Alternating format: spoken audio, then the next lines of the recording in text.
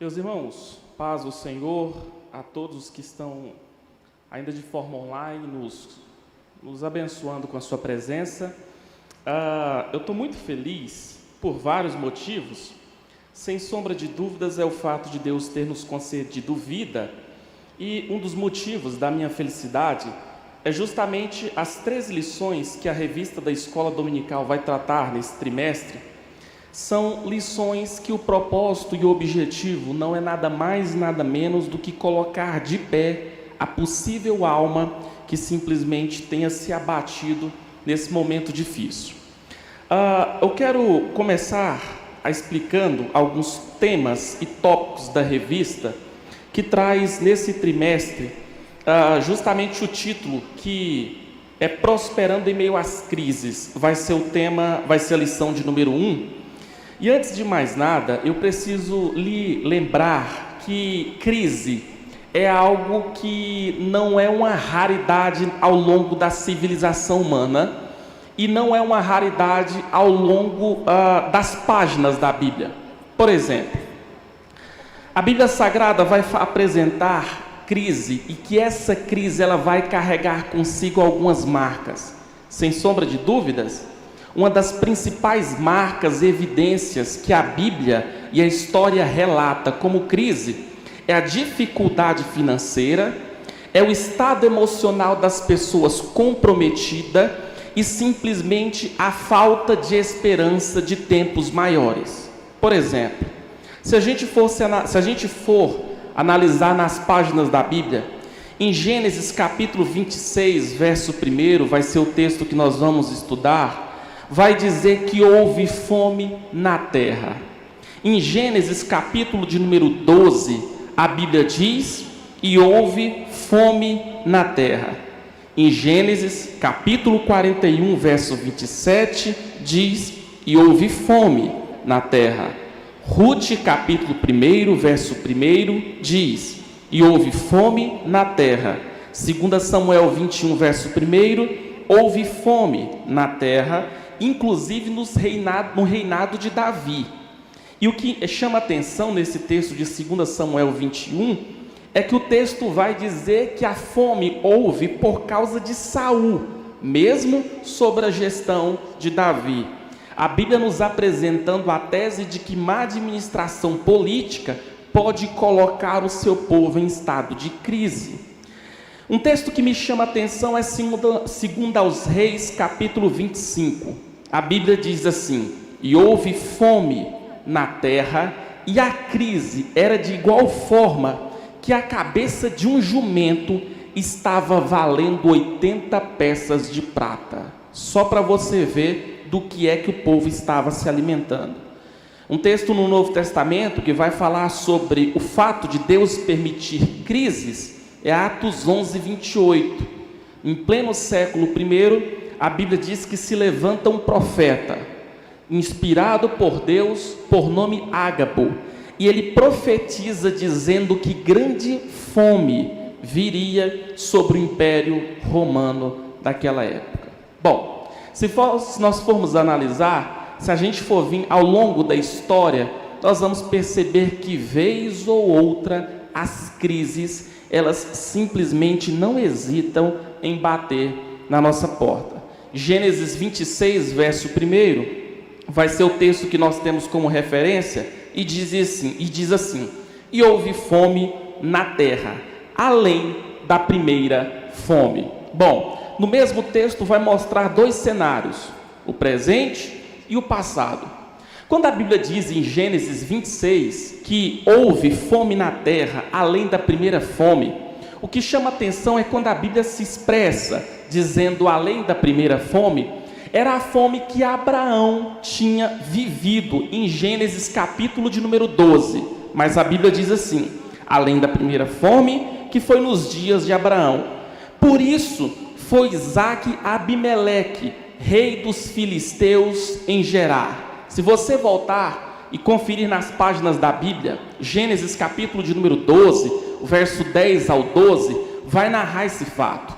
A Bíblia Sagrada diz que Abraão simplesmente desce para as terras do Egito, e nas terras do Egito os textos vão mostrar que Abraão ali experimenta livramento da parte do Senhor, inclusive a bênção de Deus continuou alcançando Abraão. Isaac, sem sombra de dúvidas, por desfrutar de muita intimidade com seu pai, ele simplesmente vê aquilo lá como uma forma pedagógica, ao ponto de quando Isaac cresceu, que a crise vai simplesmente abraçar aquela terra, o que Isaac faz como um bom filho obediente? Isaac toma a mesma atitude do seu pai.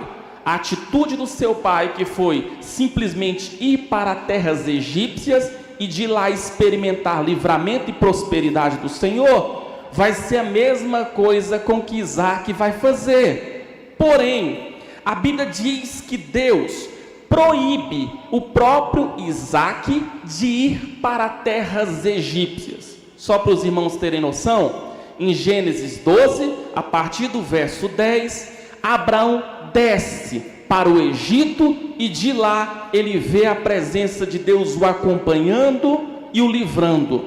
Porém, para Isaac, Deus o proíbe de ele descer em terras egípcias, porque descendo para terras egípcias, ele ia consequentemente desobedecer à voz do Senhor. Deus estava ensinando para Isaac que o método que ele trabalhou para com seu pai foi um, e o método que ele ia trabalhar com Isaac é outro. Se tem algo na Bíblia que nós não podemos nos esquecer, principalmente em épocas de crise, é que a vontade de Deus, ela é boa, ela é perfeita e ela é agradável. A vontade de Deus simplesmente vai se resumir em três. Primeira, vontade geral. 1 Timóteo 2,4 vai dizer que o desejo de Deus é que todos os homens se salvem e que cheguem ao pleno conhecimento da verdade. Esse é o desejo de Deus para toda a humanidade, chegar à salvação. Isso é vontade que Deus tem, não importa o CPF, não importa a classe social, não importa nada. O fato do ser humano ter uma alma implica em dizer que essa alma precisa ser salva. Segunda, vontade específica. Starley, o que é vontade específica? Resposta: é a vontade que Deus tem para o seu povo, para a sua igreja, e não tem para o mundo lá fora. Vou voltar a repetir. Primeira, vontade geral. É a vontade que Deus tem em salvar todo o seu povo. Segunda, vontade específica. É a vontade que Deus tem para a sua igreja e não tem para o povo lá fora. É possível dar um exemplo, professor? Perfeitamente, sim. A Bíblia diz em Mateus capítulo 7, verso 12, Jesus passa uma ordem para a igreja, para os discípulos, dizendo assim: antes, portanto, tudo o que vocês querem que os homens vos façam, fazei vós também, porque disso dependia a lei e os profetas. É isso que eu quero que você entenda. Deus simplesmente cobra do seu povo que aquilo que o seu povo quer receber, eles primeiramente precisam fazer, precisam doar, precisam dar. Exemplo: se eu quero amor, eu primeiramente preciso amar. Se eu quero misericórdia, eu vou precisar exercer misericórdia para com os outros. Isso é vontade que Deus estabeleceu para o seu povo. Porém, a vontade que está implícita aqui nesse texto não é nem a vontade geral e não é nem a vontade específica, mas é a vontade restrita. Starley, o que seria vontade restrita? A vontade restrita é a vontade que Deus tem para o meu Pai, que é uma, e a vontade que Deus tem para mim é outra. Isso é vontade restrita. É a vontade que Deus tem para você é uma, e a vontade que Deus tem para a pessoa da sua família é outra. A vontade que Deus tem para você é uma, e a vontade que Deus tem para os seus companheiros e irmãos em Cristo é totalmente diferente. Tem exemplos de vontades restritas na Bíblia, sem sombra de dúvidas. Talvez a mais famosa seria justamente a vontade de Deus para Abraão em sacrificar o seu filho Isaque. Vai ser a única vez que você vai ver Deus apresentando essa vontade restrita para um único homem. Portanto, vontade de Deus, geral, específica e restrita. Vontade de Deus para a humanidade, vontade de Deus para o seu povo e vontade de Deus para cada pessoa individualmente. É isso o que Deus estava ensinando para Isaque. Que o que Deus tinha para ele era uma vontade restrita e unicamente específica para Isaque. A Bíblia diz: e apareceu-lhe o Senhor e disse: não desças ao Egito, habita na terra que eu disser. O verso 3 diz assim: peregrina nessa terra, e serei contigo, e te abençoarei, porque a ti e a tua semente darei todas essas terras, e confirmarei o juramento que tenho jurado a Abraão teu pai.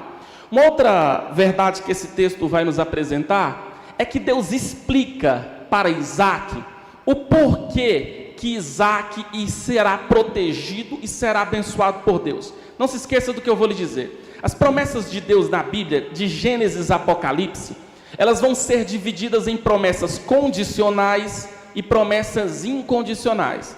Promessas incondicionais praticamente seria resumida em uma: a promessa de que Jesus vai voltar. E o que seria uma promessa incondicional? Você acreditando ou não, obedecendo a Deus ou não, lendo as Escrituras ou não, essa promessa ela vai se cumprir. Jesus vai voltar. Vontade que é condicionada. Talvez um bom exemplo é 2 Crônicas 7,14. Se o meu povo, que se chama pelo meu nome, humilhar, orar, buscar minha face, converter dos seus maus caminhos, então eu ouvirei dos céus, perdoarei seus pecados e sararei a sua terra. Ou seja, Deus está dizendo para o seu povo: se o povo não orar, não buscar a face do Senhor, não se converter dos maus caminhos, não vai ter oração respondida, nem terra sarada e nem pecado perdoado. Isso é o que, Starley? Isso é vontade condicional.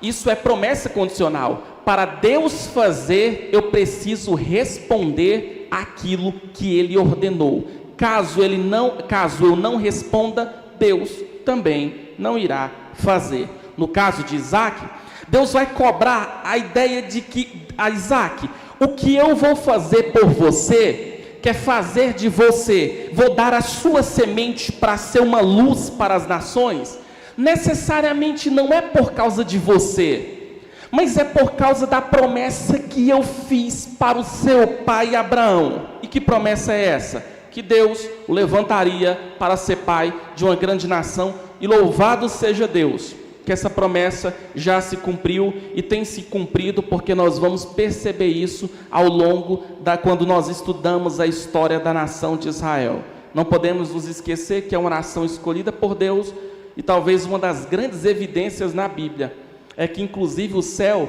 não vai se chamar outro nome, ao não ser Nova Jerusalém Celestial. Queridos, no verso 5, Deus diz assim que Abraão obedeceu a voz e guardou o mandato do Senhor, os preceitos, os estatutos, e assim guardou a sua lei. No tópico 1 da revista, vai explicar o que seria a pedagogia de Deus. No tópico 1 da revista, e aqui eu quero ser bem fiel ao pedido que o pastor Lucas me fez, de explicar a revista diz assim no primeiro parágrafo: a pedagogia de Deus. Deus prometeu a Abraão que sua descendência seria como as estrelas do céu. Eu vou voltar a repetir. Deus prometeu para Abraão que a descendência dele seria como as estrelas do céu. E de fato, quando Deus fez essa promessa para Abraão, de meios humanos era impossível Abraão ser pai. Todavia, o próprio Deus cumpriu a promessa, pelo fato de Deus ser um Deus que, caso o povo obedeça a sua voz, ele vai e cumpre a promessa. A prova disso é que em Gênesis 26, no verso 5, Deus diz para Isaque: Isaque, o seu pai, Abraão, obedeceu a minha voz, guardou o meu mandato, os meus preceitos, os meus estatutos e as minhas leis. E é por isso que o pastor Abner comenta Foi por causa dessas atitudes, Deus cumpriu a promessa para com Abraão. Queridos, tem algo que eu e você não podemos nos esquecermos jamais, que Deus é um Deus que cumpre promessa, mas para Deus cumprir a promessa, eu simplesmente vou precisar estar no ponto exato pelo qual Ele me escolheu. Simplesmente nós temos a seguinte ideia, de que quem tem promessa de Deus não morre. E não se esqueça, Deus tinha promessa para quase 3 milhões de pessoas no Egito, e quase essas 3 milhões de pessoas no Egito, incluindo homens, mulheres e crianças, morreram no deserto. Portanto, quem tem promessa de Deus pode morrer, mas que para a promessa de Deus se cumprir, precisa que eu esteja disposto a aceitar a vontade dEle, a promessa que Ele tem para mim. Porque se eu não estiver disposto a aceitar a promessa e a vontade que Ele tem para mim, consequentemente eu não verei as promessas de Deus serem cumpridas. Exemplo aqui no livro de Abacuque, que Deus prometeu ao seu povo: e meu povo não será mais envergonhado. Deus falando da nação de Israel. Então por que Hitler matou quase 4 metrópoles de Goiânia lotada de cadáveres de judeus? O povo foi exposto. Resposta: porque resolveu desobedecer à voz do Senhor. Não se esqueça, Abraão nos ensina a lição de que Deus é um Deus que precisa ser obedecido, e para agradecê-lo, nós vamos precisar estar no lugar correto, de onde Ele nos chama e nos cumpre a promessa dEle em nós. O tópico 1.1 diz assim: Deus sempre proverá recursos. Deus sempre irá prover recursos. Esse é o Deus que nós servimos. É o Deus que não apenas faz a promessa. É o Deus que consequentemente não está conosco apenas nos momentos de crise, mas é o Deus que, quando Ele faz a promessa e te dá uma visão, Ele simplesmente vai ser o Deus que provê os recursos para que você cumpra aquilo que Ele escolheu para você fazer. Deus é um Deus que abre porta, e Deus é um Deus que, quando Ele fornece sonhos e projetos, Ele, além da visão, Ele fornece recursos emocionais e recursos financeiros. Quer ver a prova disso? O tópico 1.1 diz assim: Deus vai prover recursos. E o pastor Abner comenta: o Senhor ordenou a Abraão que vá à terra de Moriá e lhe ofereça em sacrifício o seu único filho. O que é que Deus deu para Abraão aqui? Deus deu uma revelação. Deus simplesmente se revelou a Abraão. Segundo, Deus vai cobrar de Abraão aquilo que ele deu. Quando Abraão, simplesmente de métodos humanos, não poderia gerar mais filho, a promessa não partiu de sua esposa, a promessa partiu do próprio Deus.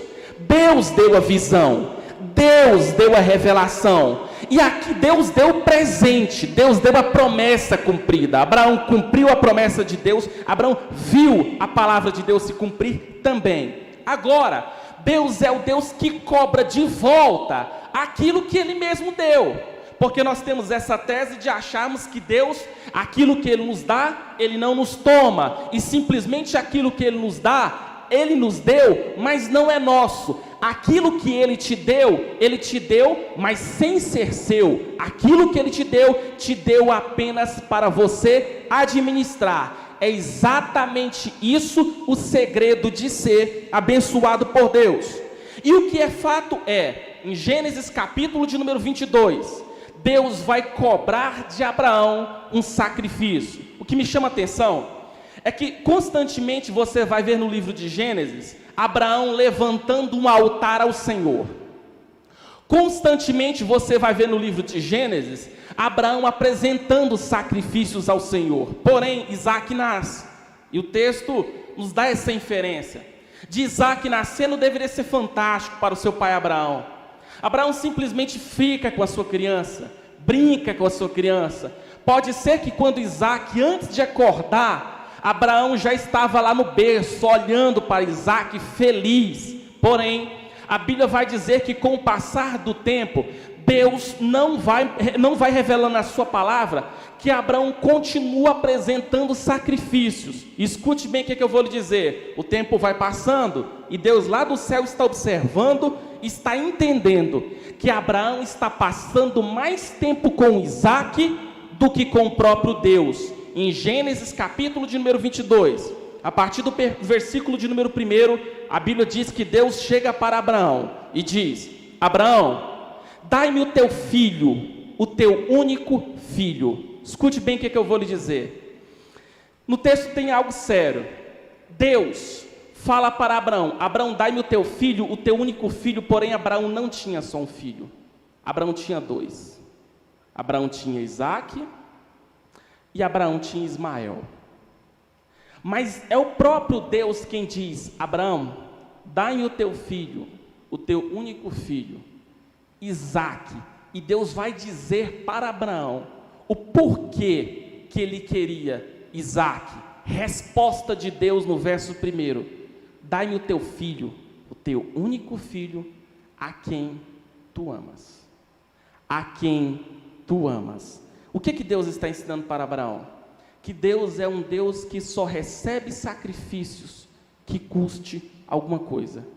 Se Abraão tivesse apresentado Ismael, o filho de Agar, não ia custar para Abraão praticamente nada. Mas Deus está requerendo de volta simplesmente aquilo que Deus deu para Abraão e para Abraão amá-lo. Mas como Deus é um Deus que não aceita estar em segundo plano e nem em segundo lugar, Deus vai cobrar de Abraão simplesmente aquilo que ele mais ama. Bom, qual que é a lição? Deus só responde e só nos abençoa com sacrifício que nos custe alguma coisa. E é complexo falar isso simplesmente porque estamos num momento de crise. Mas escute bem o que eu vou lhe dizer. É nos momentos de crise que Deus faz a seguinte promessa: Deus estará conosco. E eu quero dizer para alguém que está assistindo aqui nessa manhã, eu quero dizer para você que a loja que você abriu, você sabe do que eu vou te dizer. Foi algo que Deus colocou no seu coração. O emprego que você tem foi Deus, uma porta que Deus quem abriu. Não escute outra coisa a não ser do que uma palavra de Deus para você nessa manhã. A empresa foi Deus quem te deu. Foi uma revelação, um sonho, um projeto que brotou no seu coração, ou no coração da sua esposa, ou de alguém da sua família, ou inclusive, como no caso de Isaque, simplesmente brotou no coração de um antecessor seu ou da sua esposa. E escute bem o que eu vou lhe dizer. Os planos, os sonhos e os projetos de Deus não serão frustrados. Esse momento pode ser um momento complexo, difícil, mas simplesmente se Deus está permitindo você subir ao Monte Moriá, pode ter a exata certeza de que quando você levantar o cutelo, Deus vai abrir os céus e vai fazer coisa que os seus olhos vão ficar estarrecidos pela grandeza de um Deus que tem poder e não se curva a nenhuma crise na história da civilização humana. E é isso que eu quero dizer para você nessa manhã. Deus com certeza no finalizar das contas vai surpreender e Ele vai usar essa crise, essa adversidade para glorificar o santo nome poderoso de um Deus que é supremo, grande e bondoso e que vai mostrar essa bondade através de você e em você. Queridos, o tópico 1.2 vai falar sobre isso, fé em meio à dor. Parece duas palavras que no mínimo é um contraste, não é? Prosperidade em tempos de crise. O que é prosperidade? Eu quero dizer para você que prosperidade não é riqueza. Um dos sinônimos da expressão prosperidade é paz. É paz. Não se esqueça que o cristão mais próspero não é aquele que devolve o dízimo mais alto. O cristão mais próspero é aquele que tem mais paz.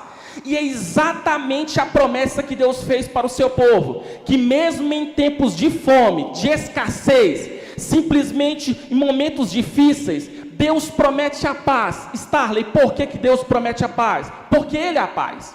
Isaías capítulo 9, verso 6 diz: por isso nos alegremos, um menino se nasceu e um filho se nos deu, e o seu nome será chamado de maravilhoso, conselheiro, Deus forte, Pai da eternidade e príncipe da paz.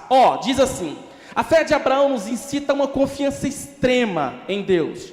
Durante a caminhada até o local do sacrifício, Isaac pergunta ao pai sobre o cordeiro que será oferecido. Abraão tinha plena certeza que existia uma esperança em meio ao caos que o aguardava. Essa é a fé. É ter uma esperança que no finalizar das contas, irá brotar uma luz no final do túnel, que vai simplesmente aparecer momentos felizes, portas irão ser abertas de onde não se abre porta. Essa é a fé. Abraão simplesmente pega o seu filho Isaque, e assim o pastor Abner comenta, dizendo assim: olhando mais para perto a vida de Abraão, podemos dizer que são nos momentos de crise que a fé faz a diferença nas atitudes tomadas. O que eu preciso dizer para você, sem sombra de dúvidas, pode ser o pensamento de quase todos da igreja, que nós estamos falando de Isaac, e Isaac seria simplesmente um garotinho, talvez 12, 13, 15 anos. Resposta: segundo o Dr. Flávio Josefo, nós estamos falando de um homem de 25 anos. Essa é a idade de Isaac. Nós estamos falando de alguém entendido, que simplesmente estava indo sabendo quem era Deus e sabendo quem era seu pai. E simplesmente pelo fato de Isaac ter crescido ouvindo o pai obedecer à voz de Deus, simplesmente implicará em dizer que Isaac leva para si a seguinte atitude: que precisa se ter fé nos momentos difíceis. E ainda nessa semana alguém me perguntou: qual é a oração que Deus ouve? É a oração que nós estamos em pé, ajoelhado? Qual a oração que Deus ouve? Resposta: é a oração da fé. Irmãos, nós somos conhecidos por ter fé no Deus mais poderoso que existe. Então como é que nós evidenciamos essa fé? É falando? Não se esqueça que a Bíblia diz que a fé sem obras, ela é morta. Portanto, implicará na seguinte verdade: fé se prova através de atitudes. Quais foram as atitudes que simplesmente Isaac e Abraão precisaram se tomar? Primeiro, a atitude de obedecer à voz do Senhor. Abraão, dai-me o teu filho, o teu único filho. Resposta de Abraão: eis-me aqui, Senhor. Segunda atitude: Abraão simplesmente se levanta e devolve o seu filho em sacrifício para mim. Caminhar. Terceira, e uma atitude extremamente interessante: Abraão separa 2 servos e leva-os. Eles eram servos, eram empregados de Abraão, mas Abraão e Isaac não vai para o sacrifício só. Escute bem o que eu vou lhe dizer. Não importa o nível da sua crise, pode ser que ela seja talvez média ou simplesmente complexa. Irmãos, mas tem algo que Deus sempre vai nos ordenar fazer: não se isole, não fique só. É Paulo quem orienta dizendo: comunicai, e comunicar é verbo, e verbo numa frase implica em dizer a ação do sujeito. Comunicai as vossas necessidades aos santos. Simplesmente no momento difícil da sua vida, não caminhe só, não caminhe isolado, achando que simplesmente a vida é uma trajetória onde é que é Deus lá no céu e você aqui na terra. Tem gente que Deus quer usar para abrir portas para você. Tem gente que Deus vai colocar na sua vida simplesmente por através dessas pessoas você receber milagres em momentos de crise. Por quê? Porque simplesmente se eu isolar, Deus vai ficar limitado a unicamente a falar só, exclusivamente para mim. Mas escute só, o evangelho não é isolado. O evangelho não é único. Eu estava recentemente, ainda semana passada, estudando a história dos 10 maiores empreendedores que o mundo conheceu. E em todos eles eu vi atitudes. Primeiro, atitude de perseverar. E esse vai ser o legado de Abraão. Ele simplesmente caminhando 3 dias, ele vai até o final. E segundo, as pessoas receberam uma visão, mas essa visão foi compartilhada com outras pessoas que estavam na mesma visão. Talvez os prefixos que Deus mais, talvez o prefixo que Deus mais odeia na Bíblia é o prefixo de divórcio, de visão, porque o prefixo de significa 2. E Deus não atua no meio de uma quantidade de pessoas onde tem 2 visões. É importante se ter uma só. Abraão tinha uma visão, obedecer a Deus, e a minha atitude é ter fé mediante a dor. A atitude de Isaac, obedecer a Deus e ter fé mediante a dor. A sua atitude é estar no lugar exato de onde Deus quer que você esteja, e aconteça o que acontecer, não se isole, compartilhe das pessoas que Deus colocou na sua vida, porque pode ter certeza, esse momento irá passar e você verá o quão grande Deus simplesmente é. Querido, o tópico de número 2 vai dizer que a crise não chegou para Abraão, a crise chegou para Isaac também. Ainda diz assim: vivendo esse novo momento com o pai, a terra enfrentou uma devastadora fome. Isaac buscou refúgio em Gerar. Sabe aonde é? Terra dos filisteus.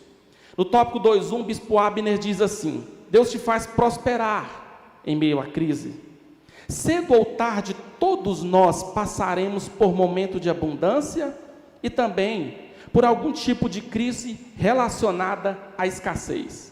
Notemos que na vida de Isaac há momentos de fartura e há momentos de escassez.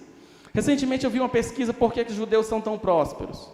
E uma certa feita eu coordenava uma instituição, e nessa instituição eu levei um camarada para palestrar. E ele disse algo que eu nunca esqueci. Ele diz assim, ele não era cristão, mas ele disse assim: virei milionário cumprindo um versículo da Bíblia. Quando ele falou assim, fiquei milionário cumprindo um versículo da Bíblia, eu me lembro que era um auditório de mais ou menos uns 400 pessoas, as pessoas simplesmente ficavam se perguntando: e eu que cumpro muito mais do que um e não estou milionário?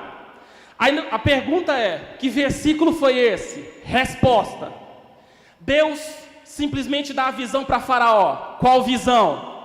O Egito vai passar por 7 anos de fartura e depois vai passar por 7 anos de escassez. Quando o Faraó vê aquilo, ele se desespera, chama José, José se apresenta, e ali José vai dar um segredo interessante. Resposta de José: de tudo que o Egito produzir durante o tempo de fartura, o Egito deverá guardar a 5ª parte. O Egito deverá guardar a 5ª parte. Resposta: do que é a 5ª parte? 20%. É uma prática estabelecida inclusive por alguns judeus.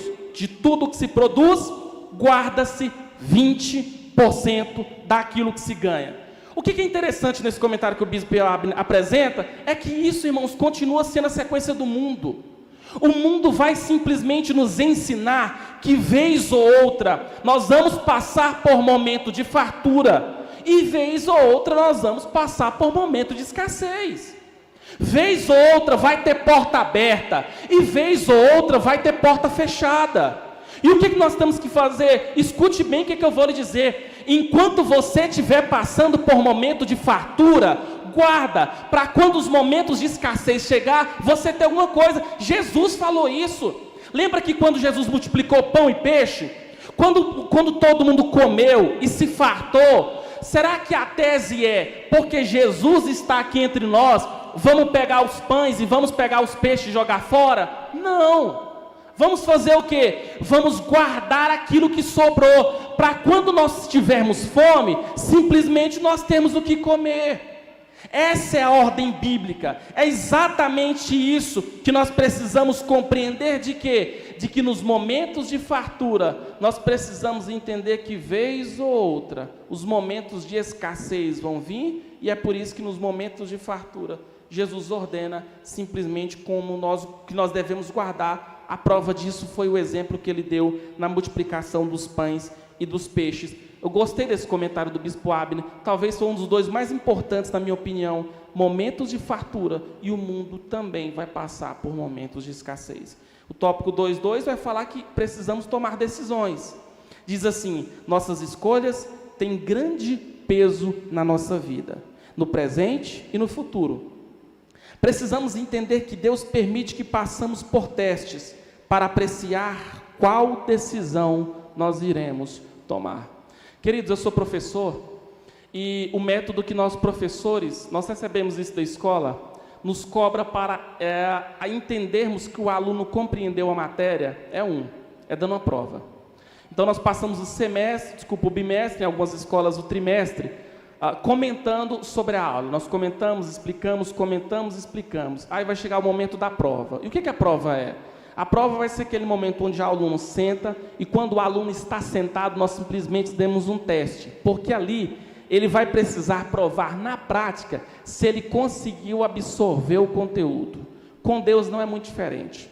Em Deuteronômio 8, Deus diz assim: e lhes provei para saberdes o que havia no seu coração. Vez ou outra, os momentos da crise simplesmente vão servir para Deus colocar você dentro de uma sala de aula, e quando você sentar, Ele vai te aplicar um teste, e esse teste é para provar o quão está a sua fé. Escute bem o que eu vou dizer. Vez ou outra, nos conselhos de classe, nós simplesmente arredondamos nota de alunos, damos meio ponto, um ponto, para simplesmente fazer com que o aluno não reprove. Mas eu quero lhe assegurar que essa não é uma atitude que Deus toma. Deus não dá meio ponto para aluno. Deus simplesmente não dá um ponto. Ou a pessoa é aprovado na prova, ou enquanto a pessoa não ser aprovado, a pessoa vai continuar na cadeira. Eu quero dizer para você que os momentos de crise também servem para testar o nível da nossa fé. E segundo o que Paulo falou, os momentos de crise também vão servir para fortalecer a nossa fé. 2 Coríntios 4,17, ele diz isso: a nossa leve e momentânea tribulação produz para nós um peso de glória muito excelente. Não atentamos nós para as coisas que nós vemos, crise, dificuldade, mas para as coisas que nós não vemos, que é justamente Deus e a prosperidade que Ele tem para nós. E é por isso que no parte final da revista vai dizer que a prosperidade no tempo de crise se dá assim. A Bíblia nos revela que aquele que obedece à voz do Senhor como Isaac, vai prosperar em meio à adversidade. Em Gênesis 22, verso 12, Deus vai dizer que abençoou, que prosperou Isaac. Isaac estava plantando e colhendo a 100 por 1. O que isso implica em dizer? Que Deus era com Isaac, e a promessa é uma só. Simplesmente quando a pessoa fica no ponto exato de onde Deus o colocou e de onde Deus o estabeleceu, a pessoa irá sim experimentar o milagre da parte do Senhor. Porém, é importante você não se esquecer que o maior privilégio que Deus pode te dar no momento de crise é a sua própria presença. É a presença de Deus quem vai fazer a diferença no meio da crise. É obedecermos à vontade do Senhor. É por isso que a Bíblia diz, simplesmente em Gênesis 3:2, que Abraão fez isso, que Isaac fez isso, e o relato das Escrituras simplesmente vão mostrar que Deus abençoou tanto seu pai Abraão, quanto seu filho Isaac. E por fim, o Bispo Abner ainda comenta algo que eu preciso dizer. Ele vai comentar que simplesmente Isaac, por ter herdado um grande império do seu pai Abraão, Isaac continuava a trabalhar. Diante dessas evidências, podemos observar que mesmo tendo bens, Isaac não parou de trabalhar. Isaac não parou de trabalhar. Queridos, uma coisa é verdade. Jesus, enquanto esteve na terra, ele disse: até agora eu trabalho e o meu pai também. O trabalho é algo digno. Escute bem o que eu vou lhe dizer. Deus te deu um trabalho. Para alguns Deus deu uma vocação. E nas palavras do nosso presidente, não importa o método lícito que você utiliza para trazer pão para a sua casa. Esse é o trabalho que Deus te deu. E é exatamente nisso que eu acredito. de um Deus que honra e prospera pessoas que, em meio à crise, não cruzaram seus braços e fizeram igual Jesus, continuará trabalhando em prol da vontade de Deus ser cumprida. A conclusão vai dizer que a nossa prosperidade não depende somente de Deus, eu falei isso nas promessas condicionais, mas também de nós mesmos. E para alcançarmos a benção de Deus, é necessário nós tomarmos a atitude de cavar poços, desobstruir os entulhos, e aí sim, cavando os poços e arrancando os entulhos, vamos experimentar a boa, perfeita e agradável vontade de Deus. Deus abençoe sua vida nessa manhã.